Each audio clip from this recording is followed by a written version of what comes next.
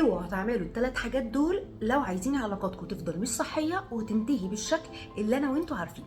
اول حاجه، اوعوا تحطوا حدود، لان الحدود هي الحاجه اللي بتعرفنا الاشخاص اللي قدامنا دول اشخاص يحترمونا وفعلا دي علاقات حقيقيه، ولا دول اشخاص عايزين يتعدوا حدودهم، ياخدوا اللي هم عايزينه، يعاملونا بالطريقه اللي هم عايزينها بدون اي احترام لمشاعرنا او احتياجاتنا. تاني حاجه، اوعوا تبقوا زعلانين من اللي قدامكم وتعبروا عن مشاعركم. اكتموا كده في اللي جواكوا وبلاش تتكلموا مع اللي قدامكم فاكرين ان انتوا كده بتحافظوا على العلاقه، لغايه لما تيجوا ات سام بوينت تروحوا قاطعين معاهم، لا اما منفجرين فيهم، وفي الحالتين هتبقى انتوا التوكسيك والسيء في قصه احدهم. رقم 3، خليكم انتوا دايما الشخص الجيفر، بلاش تبقى العلاقه رايحه جايه، لان العلاقات الرايحه جايه دي اساسيات العلاقات الصحيه اللي هتكمل.